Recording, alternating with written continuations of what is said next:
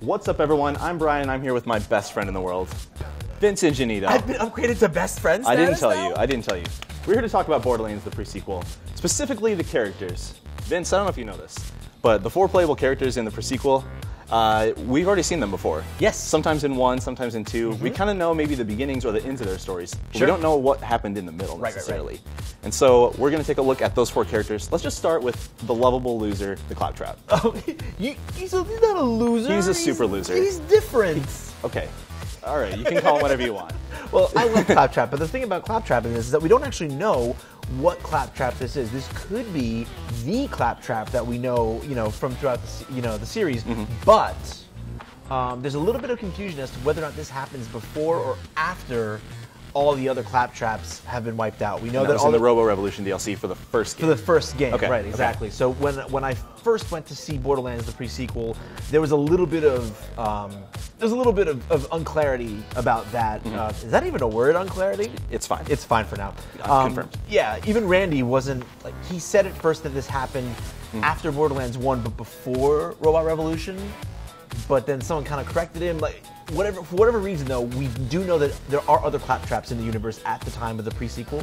So this might not be the one we've always known. We'll have to wait and see. Yeah. Well, the one thing we don't know yet, unfortunately, is what his action skill is. Because they want him to be viable in combat, but not like super crazy badass or anything. They still want him to be sort of like the guy who helps despite himself. Right. So I'm really looking forward to that. Let's move on to Nisha the Lawbringer. Yes. We saw her a little bit in Borderlands 2. She was the sheriff of a town called Lynchwood, correct? Right, correct. And what else do we know about her? So we know that she is Handsome Jack's girlfriend.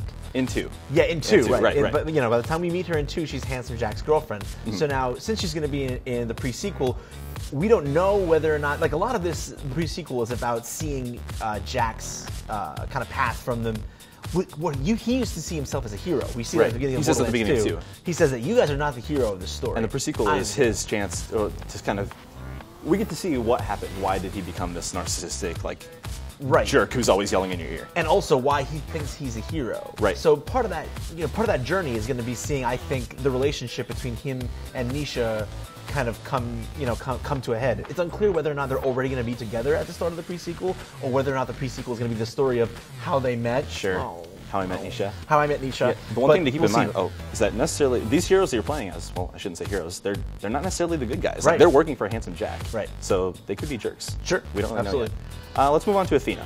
Yeah. Where have we seen her? Right. So we don't know a lot about Athena. She's probably, out of all of them, we've seen the least of her, I would say. Now, we knew she used to be Crimson Lance, and that she was in one of the DLCs for Borderlands 1. General Knox DLC. She very briefly, defects from where she used to with Atlas Corporation, correct? And then she comes and helps you. Right. Absolutely. Yeah.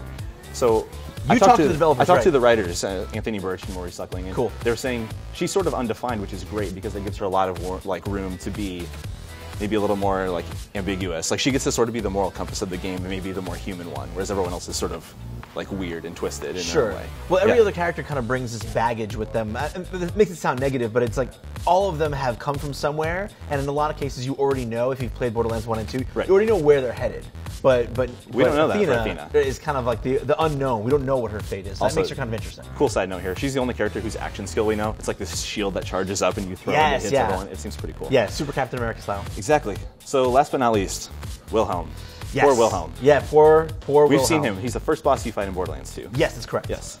And he is sort of he sort of looks like the aliens, power loader. He does look like that. Just like the loaders do in Borderlands 2. Right. So the thing is that Wilhelm, at that point in Borderlands 2, he's all robot. Right. But we're going to see him before he's all robot. But interestingly, all of his skills relate to him cybernetically augmenting himself. So actually, as you upgrade Wilhelm, you're going to be transforming him from the old human Wilhelm into the robotic killing machine that you see in Borderlands 2, which is pretty cool. Yeah. You're creating the enemy that you've already fought before. Exactly. That's pretty cool. The other thing, the other thing is, when you meet him, when you fight him in Borderlands 2, the other Vault Hunters go on about how... From Borderlands 1. Yeah, exactly. The original Borderlands 1 Vault Hunters go on about how deadly Wilhelm is and how they almost died to him. So I'm interested to see, we know we're going to see more of the Borderlands 1 characters in the pre-sequel. That's already been confirmed. We're going to see some of their through line. I wonder if part of that through line is going to have to do with a possible interaction or even a fight between them There could be and, some really cool tie-ins. and Wilhelm, which could be really cool time. Yeah. We'll have to see.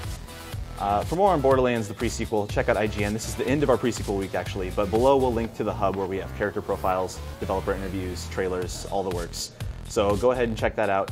And for more on Borderlands, the pre-sequel, keep it right here on IGN.